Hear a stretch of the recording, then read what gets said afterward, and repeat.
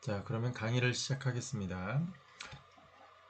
자, 이번 단어는 발전과 신재생 에너지라고 하는 단원입니다. 자, 발전이라고 하는 게 뭐예요? 발전. 발전은, 네, 그렇죠. 전기 에너지 할 때 그 전자입니다. 전기할 때 전자고요. 발은 일으키다, 일어나다라는 거예요. 그러니까 전기가 만들어지는 걸 발전이라고 하죠. 그래서 이번 단어는 전기에 대한 이야기구나. 그다음에 신재생 에너지라고 하는 거는 새롭게 나타났다는 거죠. 재생은 뭐예요? 우리 재활용품 할 때 나타나는 거죠. 다시 사용하는 거. 네, 한번 썼던 거를 다시 사용하는 이런 방식인데 그게 새롭게 등장을 하고 있어서 신재생이라는 말을 쓴 거고 뭐가 에너지요. 그러니까 이미 어떤 에너지가 있는데 그 에너지를 다른 형태로 다시 한번 쓸 수 있게 해주다는데 어떤 형태로 보통 쓰느냐? 전기입니다. 전기 에너지의 형태로 써요. 왜냐? 인류가 지금 현재 가장 많이 필요로 하는 것들이 전기 에너지거든요. 그래서 전기 덕분에 우리가 거의 대부분의 편안한 생활들을 하고 있잖아요. 그래서 전기 에너지를 어떻게 생산하는지, 전기 에너지가 어떻게 만들어지는지 이런 내용들이 이번 단원에 나와 있을 거고요. 자, 중학교 때에서부터 배웠던 내용들을 보시면 전기 회로라고 하는 거, 전압, 전류, 저항, 자기장 이런 것들을 좀 알아야 된다라는 거예요. 전기 에너지의 생산이 맨 첫 번째 단원이고 전기 에너지의 수송이 두 번째 단원이거든요. 이 두 가지에 일단 방금 앞에서 얘기한 전기 회로, 전압, 전류, 저항, 자기장 요 개념들이 굉장히 많이 등장을 합니다. 이걸 알아야만 요 첫 번째, 두 번째 전기 에너지가 어떻게 만들어지고 이런 것들을 알 수가 있어요. 그래서 이번 시간에는 간단하게 전기 에너지가 무엇인지에 대한 이야기를 좀 정리를 해볼게요. 자, 전기 에너지라고 하는 게 나와 있습니다. 전기 에너지가 뭐냐? 얘기하기가 좀 힘들어요. 이거는 전하라고 하는 단어가 또 나와요. 전하라고 하는 것들에 의해서 또는 전하와 관련이 된 에너지를 전하에 의해서 뭐 생기는 에너지 이런 것들 전기 에너지라고 하고 전기 에너지를 딱 한마디로 정의하기는 너무 큰 개념이어서 좀 어렵습니다. 그래서 관련된 개념들을 우리가 하나하나 알아보면서 전기 에너지가 어떤 거구나라는 거에 대해서 좀 이해를 하는 게 필요할 것 같고요. 첫 번째로 전기 에너지라고 하는 걸 알기 위해서는 우리가 원자 구조에 대해서 좀 알아봐야 돼요. 원자는 또 뭐냐? 화학 시간에 우리가 배웠죠. 더 이상 쪼갤 수 없는, 쪼개지지 않은 가장 작은 단위다. 이런 식으로 배웠을 겁니다. 물질을 구성하는 최소 단위, 이런 것들로 배웠을 텐데, 원자의 구조는 일단 원자, 핵하고요. 전자로 이루어져 있어요. 여기까지만 알면 돼요. 원자핵과 전자로 이루어져 있고, 원자핵은 플러스를 띠고 있고요. 전자는 마이너스를 띠고 있어요. 이 플러스 마이너스가 바로 전기적 성질을 의미합니다. 그 전기적 성질을 전하라고 그래요. 그래서 원자핵은 플러스 전기를 띠고 있다 또는 플러스 전하를 띠고 있다 이렇게 얘기를 하는 거고 전자는 마이너스 전기를 띠고 있다 또는 마이너스 전하를 띠고 있다 이렇게 표현을 합니다. 이 전하라고 하는 게 뭐라고 그랬죠? 전하란 전기적 성질을 전하라고 불러요. 그래서 저 플러스 전하네 마이너스 전하네 전하가 있네 이렇다는 얘기는 전기적 성질이 있네 라고 하는 말로 해석을 우리가 해주시면 되겠고요. 자, 원자핵은 그래서 어떻게 생겨먹었느냐 플러스를 띄고서 고정이 되어 있는 편이에요. 좀 크고 무거워요. 누구하고 비교를 하자면 전자라고 비교를 하면요. 전자는 마이너스를 띄고 있는데 매우 작고 원자핵 주변을 매우 빠르게 막 돌아다니고 있어요. 자, 여기 막 매우 빠르게 가까이에서 때로는 멀리서 가까이에서 이런 식으로 계속 돌아다니고 있기 때문에 겉으로 봤을 때에는 뭔가 동그란 모양으로 그냥 동그란 하나의 알갱이로 이렇게 보인다라고 해서 원자의 모형을 이런 식으로 이야기를 했던 사람도 있어요. 그냥 구형이다 이렇게 얘기를 했던 사람도 있어요. 이렇게 돌아다니는 게 전자가 되겠고요. 가운데 있는 게 플러스를 띄고 있는 게 원자 핵입니다. 자, 이런 구조로 우리가 원자를 일단 파악을 해보고요. 이 원자에 있는 것 중에 정말 중요한 역할을 하는 게 바로 이 전자거든요. 물론 뒤에 가면 원자 핵도 어떤 역할을 하겠지만 전자가 굉장히 중요하기 때문에 이 구조를 파악을 해보자 라고 얘기를 했었고, 전자가 가볍다고 그랬잖아요. 원자 핵에 비해서 매우 가볍습니다. 2000분의 1밖에 안 돼요. 매우 가볍습니다. 매우 가볍기 때문에 뭐가 잘 되냐면 이동을 굉장히 많이 하고요. 매우 빠르게 이동을 할 수가 있어요. 그래서 전자의 이런 특성, 원자핵은 무겁고 플러스를 띄고 있고 전자는 매우 가벼우면서 마이너스를 띄고 있다. 이게 일단은 첫 번째고요. 자, 그 다음에 세 가지 용어가 등장을 합니다. 우리 밑에 나와 있죠. 전압, 전류, 저항, 그리고 뭐 전기 회로 이런 것들이 있는데, 일단 전기 에너지에서 먼저 알아야 될 때 우리가 첫 번째로 알아야 되는 것들은 이 세 가지 용어입니다. 전압, 그다음에 전류, 그리고 저항, 이렇게 세 가지고요.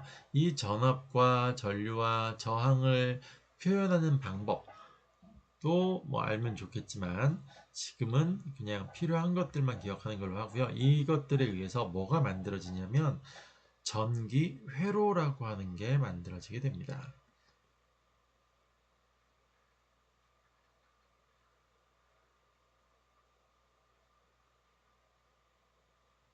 자, 지금 그리고 있는 게 전기 회로고요.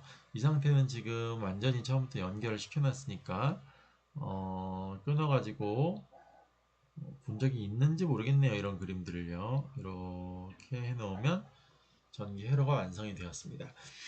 자, 이렇게 생긴 걸 전기 회로라고 그래요.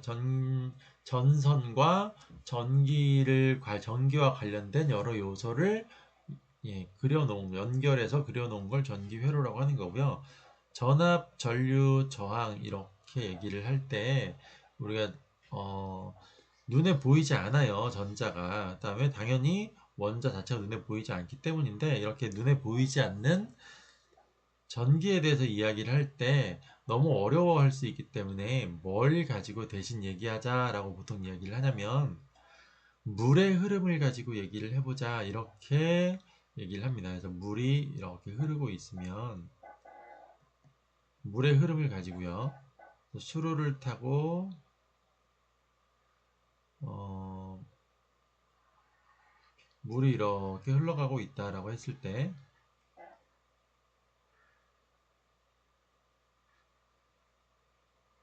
네, 수로를 타고 이렇게 물이 흘러갑니다. 그러다가 여기에서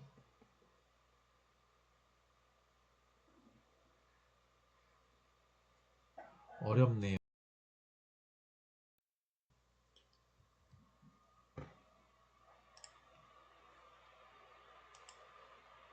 자, 이게 그림 그리기가 쉽지 않아서 가져왔습니다.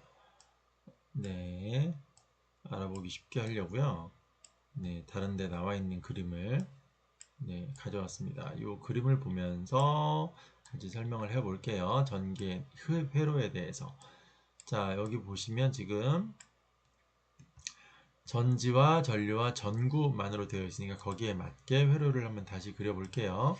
여기 스위치는 안 나와 있죠.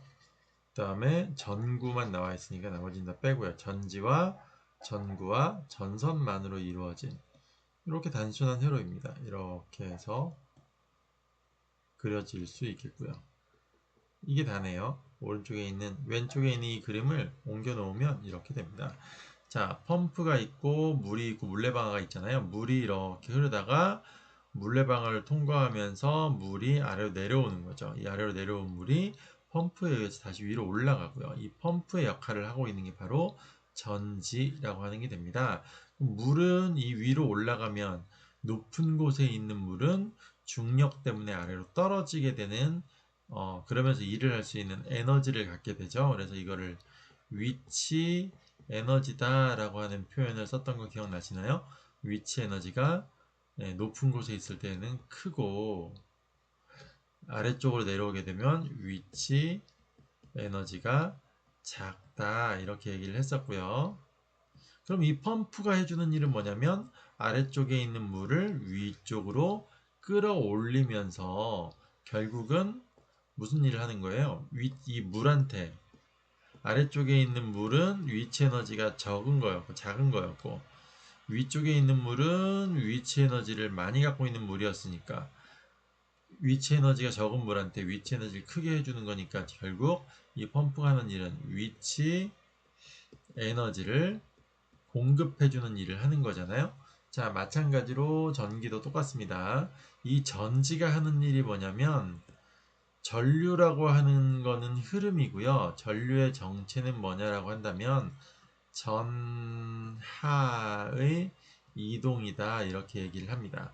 전하들이 흘러다니는 거를 속도를 잰 거를 전류라고 해요. 전하들의 흐름, 류라고 하는 게 흐름이에요. 그래서 전류라고 하는 건 뭐냐면 전하의 흐름을 이야기를 하는 겁니다.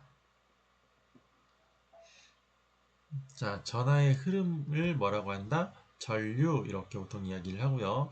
저항이라고 하는 건 뭐냐면 이 전하의 흐름, 즉 전류를 방해하는 요소를 얘기를 합니다.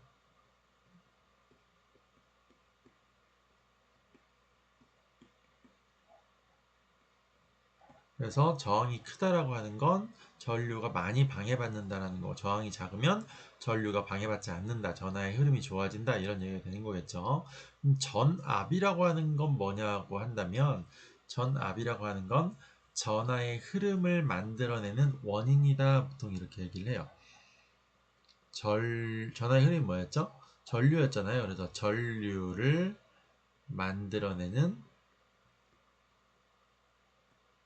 원인, 이거를 전압이다 이렇게 부르게 됩니다.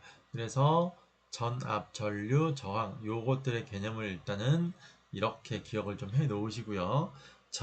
이 실제 상황에서 전지가 하는 역할이 바로 뭐냐면 전압을 만들어낸다 이런 역할을 해요. 그래서 이 전지에서 전류를 만들어내게 된다라는 이야기를 하는 건데 어떤 식으로 만들어내는 거냐면 이 전선 안에는 수많은 전하들이 들어있다라는 뜻이고요. 전선 안에는 굉장히 많은 숫자의 어마어마한 숫자의 전하가 가득 채워져 있다 이렇게 생각하셔도 돼요. 전하들이 굉장히 많이 이 안에 들어있다고요. 전선 안에. 자, 이 굉장히 많이 들어있는 전하들이 이동을 하면서 여기는 이 그림은 물하고 비교를 해서 해놨기 때문에 이렇게 높낮이를 해놓은 거예요. 물하고 비교를 하기 위해서. 자, 그리고 그림을 좀 더 잘 그렸으면 좋을 뻔 했는데 오류가 좀 생길 수 있어가지고요. 간단하게 일단 설명을 해드릴 텐데 자, 위치 에너지가 큰 물이 어떻게 됐어요? 아래로 내려가면서 위치 에너지가 작은 물이 되면서 에너지가 지금 어떻게 됐어요? 에너지가 사라졌죠. 근데 이 에너지가 사라진 게 아니라 에너지가 무슨 일을 했을까요? 그렇죠.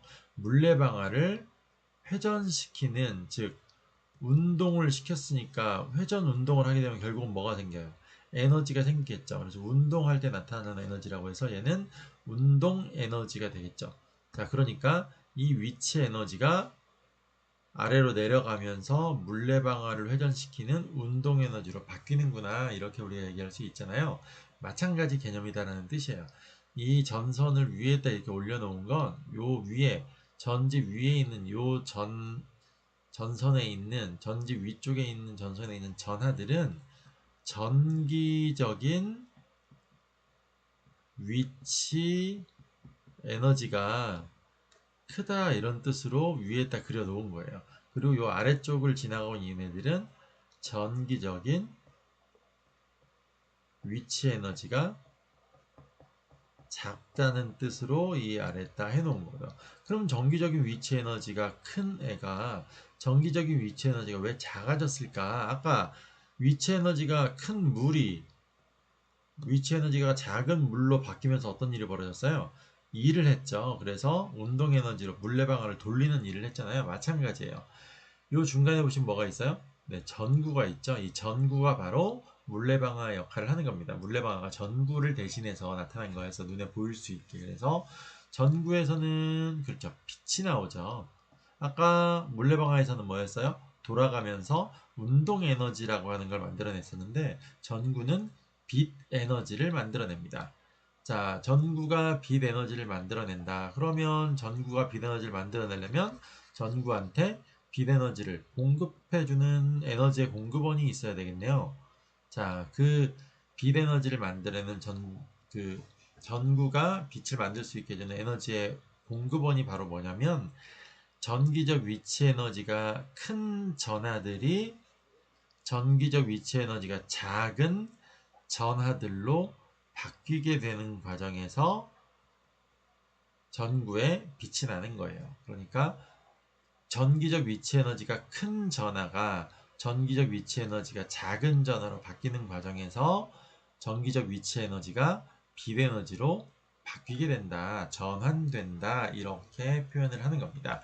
자, 그런데 계속 전기적 위치 에너지, 전기적 위치 에너지, 전기적 위치 에너지라고 하는 게 너무 기니까 앞에 글자만 따서 전위라고 하는 말을 새롭게 만들어냅니다. 이 전위라고 하는 게 바로 여러분들이 중학교 때 배우셨던 전압의 개념이다. 이렇게 생각하시면 되는 거예요.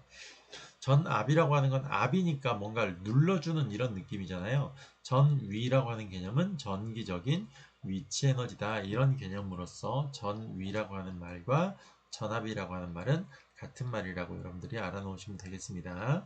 자, 요 정도로 일단 전압, 전류, 저항에 대한 이야기들을 해볼 텐데 여기 회로를 보면서 저항에 대한 거, 전류에 대한 걸 하자면 전류라고 하는 건 뭐였어요? 전하의 흐름이다 이렇게 얘기를 했죠. 그러니까 이 전선 안에는 수없이 많은 전하들이 들어있어요. 이 전하들이 이동해 가는 게 바로 전류예요. 그래서 여기 전류를 보시면 아무데나 나와 있는 게 아니라 화살표 부분에 정확하게 전류가 여기 화살표 부분에 있는 이유가 전류라고 하는 건 전하들의 흐름이니까 이 안에 있는 전하들이 움직여 다니는 것 그 자체가 전류다라는 이야기인 거고요. 저항이라고 하는 건 전류를 방해하는 거예요. 이 안에서의 저항은 보시면 이 전선을 통해서 전하들이 이동해 다니는데 누가 지금 가운데 떡 막고 있어요? 전구가 막고 있죠. 전구가 막으면서 통일세를 받는 거예요. 예를 들면 야, 나 지나가려면 너 갖고 있는 거 좀 내놔. 그렇게 해서 가진 것들을 주면 전구는 그 자기가 받은 걸 이용해서 빛 에너지를 빛을 외부로 발사를 한다 이런 얘기예요. 빛으로 변화를 시켜가지고 자기가 사용을 하고 통과한 애들은 그대로 통과해 가는데 이 빛으로 쓰인 에너지만큼은 줄어들 수밖에 없겠죠. 그래서 전기적 위치 에너지가 줄어들게 되는 요 부분. 그러니까 전류라고 하는 것들은 전하의 흐름이라고 했는데 얘가 없었다. 얘가 가운데에서 애들을 붙잡아 놓고 막아 놓고 막 세금 받고 야 너 갖고 있는 에너지 좀 내놔 이렇게 뺏지 않았으면 확확 잘 지나갔을 거 아니에요. 바로 이 전구가 이 전기회로 안에서는 저항의 개념을 띠고 있어요. 저항의 역할을 하고 있습니다. 보통 전구 또는 가전제품 이런 전기 기구들이 저항의 역할을 많이 합니다. 그만큼 에너지를 중간에서 가져가는 거죠. 전기 기구들은 어떤 일을 하게 그 전기 에너지를 이용해서 사용하게 되는데 그 전기 에너지가 바로 뭐다? 전기적 위치 에너지, 즉 전위를 이야기를 한다라는 거예요. 자, 전위의 개념 정확하게 좀 기억을 해 놓으세요. 전위라는 말이 앞으로는 계속 쓰일 거거든요.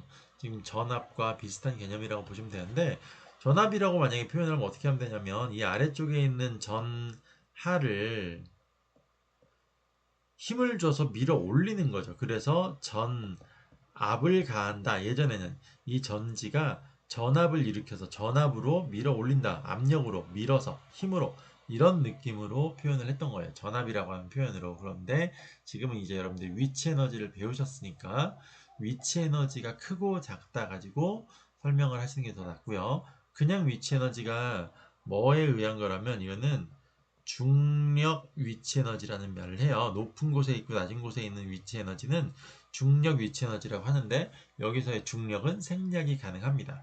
그래서 아무 말도 없이 위치 에너지 이렇게 얘기를 하면 중력에 의한 위치 에너지를 이야기를 하는 거고, 나머지 위치 에너지는 다 앞에다 설명을 붙이게 돼 있어요.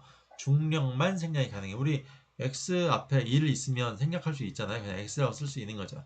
근데 2가 와 있으면요, 이거는 생략하면 안 되죠. 2x라고 반드시 써줘야 되는 거죠. 생략이 안 됩니다. 마찬가지예요. 다른 것들은 무조건 써줘야 되는데 중력만큼은 생략이 가능하다. 이렇게 알고 계시면 되겠고요. 자, 이렇게 해서 전압전류 저항에 대한 얘기를 간단하게 알아보았고, 자기장에 대해서 마지막으로 이야기를 좀 해볼 텐데요.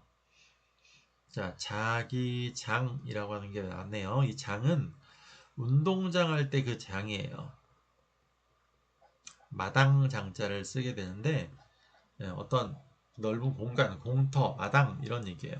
자기장이니까 자기력이 미치는 어떤 공간, 이런 의미로서 자기장이라고 표현을 했고요.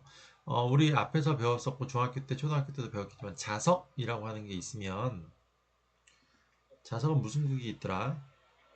네, N극과 S극으로 나눠져 있죠.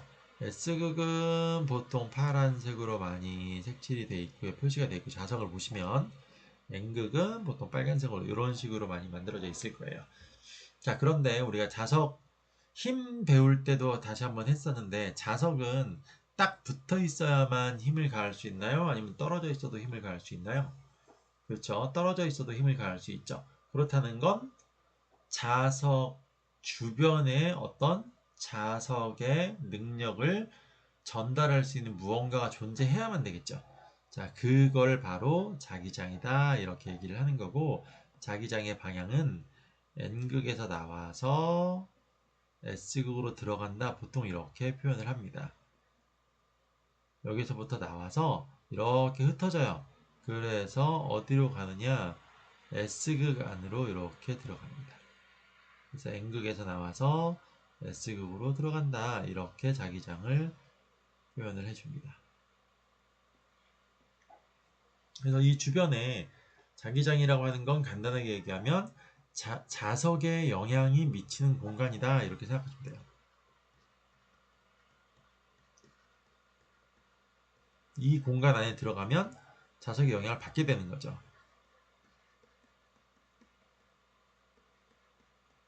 그래서 자기장에 대해서도 알아봤고요.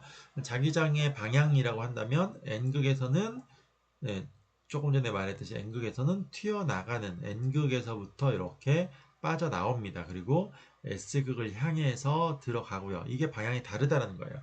그래서 S극은 들어가는 방향, N극은 나오는 방향, 이렇게 두 개의 방향이 서로 정반대로 이루어져 있다는 것도 자기장의 중요한 특징입니다. 그래서 자기장이 뭔지, 자석의 영향을 받는 공간이고, 자기장은 이렇게 방향성을 갖고 있다는 것도 참고로 알아두셔야 돼요.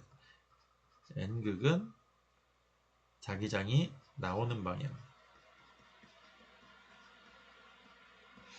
S극은 들어가는 방향. 그래서 이거를 줄이게 되면 그렇게도 표현을 합니다. 자기장의 방향은 N극에서 나와서 S극으로 들어간다. 이렇게. 자기장은 N극에서 나와서 S극으로 들어가는 방향이 바로 자기장의 방향이다. 이렇게 알고 계시면 되겠고요. 그 다음에 자기장의 세기라고 하는 것도 나오는데, 자기장의 세기는 이 극의 전극에 가까우면 가까울수록, 전극이 아니라 자기극, 미안합니다. N극, S극에 가까울수록, 지금 그림을 보시면 여기가 빽빽하게 몰려 있죠. 요 선을 그렸는데 이 선이 몇 개를 그리든지 간에 여기가 가장 빽빽하겠죠. 마찬가지로 S극 바로 앞이 제일 빽빽하겠고, 이 빽빽한 정도에 따라서 달라진다. 이렇게 얘기를 합니다. 참고로만 알아주시면 되겠고, 지금은 전압, 전류, 저항, 그 다음에 전기 회로가 어떻게 되어 있는지 보시면 되겠고요.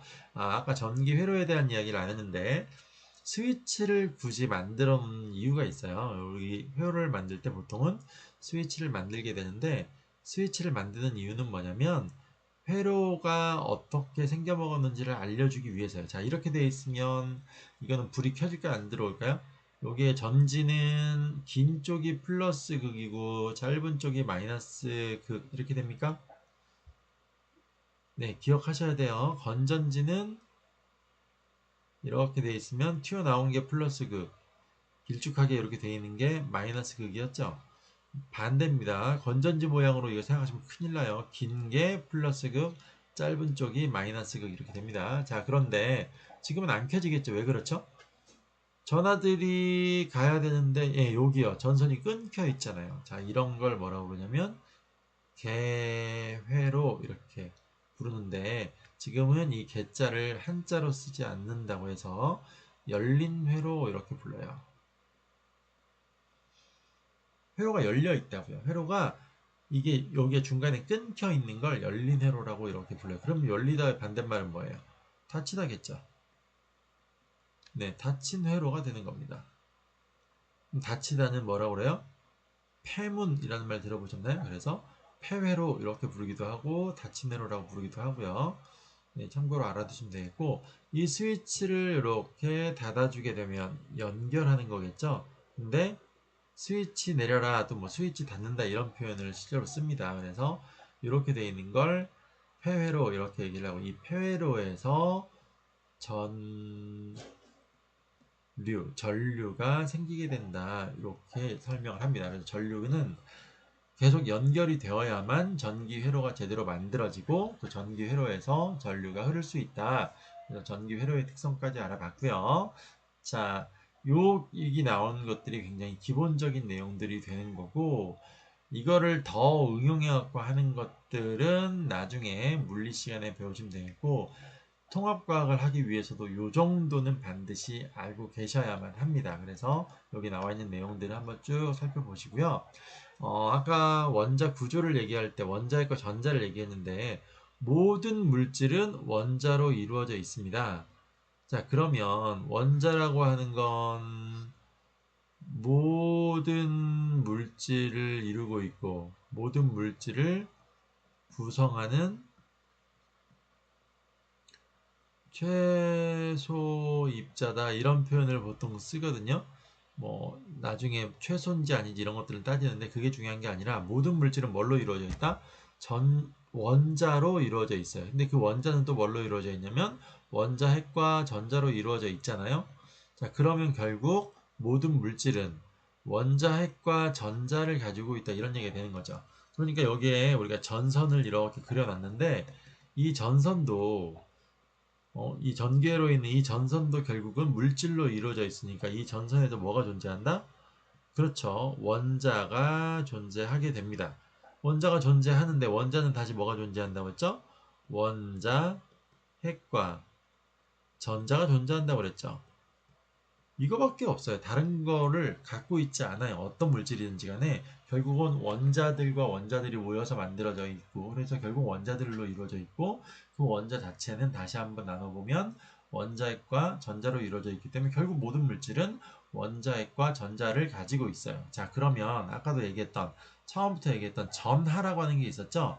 전기적인 성질이라고 보통 이야기를 하고 있는데, 전기적인 성질을 띤 입자도 전자라고 불러요. 전하라고 불러요. 두 가지로 다 쓰이게 됩니다. 자, 어쨌든 원자는 원자핵과 전자로 이루어져 있고, 전선이 이렇게 있으면 이 전선 안에는 전하가 굉장히 많이 들어있다라고 했는데, 실제로는 뭐밖에 안 들어있다고 그랬어요. 원자와 원자니까 원자핵과 전자밖에 없는 거죠. 그럼 원자핵과 전자 중에 뭔가가 전하라는 이야기겠네요. 아까 원자핵은 플러스 전하를 띠고 있고 전자는 마이너스 전하를 띠고 있으니까 둘 다 전하 아닙니까? 그러면 여기가 설명이 안 돼요. 전류라고 하는 건 뭐였냐면 전하의 흐름이다 이렇게 얘기를 했죠. 그럼 플러스의 흐름이냐 마이너스의 흐름이냐 이렇게 얘기를 할 때에도 헷갈려져요. 원자핵과 전자가 다 움직여 다니느냐? 그런 건 아니거든요. 일반적으로 그렇진 않아요. 그래서 전하의 흐름인데, 실제로는 전자의 흐름을 이야기를 합니다.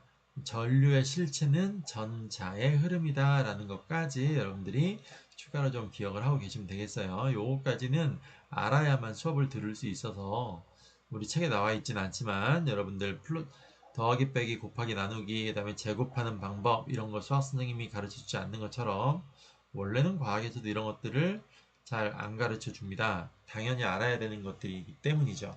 그래서 오래 배우는 내용이 아니라 예전 중학교 때 배웠어야 되는 내용인데 네, 잊은 사람들이 많은 것 같아서 추가로 일단 해드렸고요. 전하의 흐름이라고 하는 건 결국은 전자의 흐름을 이야기한다 라고 하는 것까지는 좀 알고 계세요. 그러면 요 원자 안에서 원자핵과 전자가 있는데 이 원자핵과 전자 중에 누가 움직인다는 얘기였어요. 아까도 전자가 이 주변을 막 돌아다닌다고 그랬잖아요.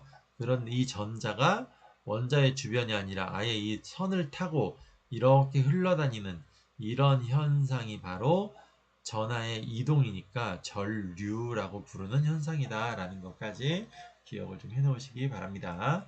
자, 그러면 다음 강의에서는 이제 본격적으로 고등학교 내용을 들어가도록 할게요. 수고하셨습니다.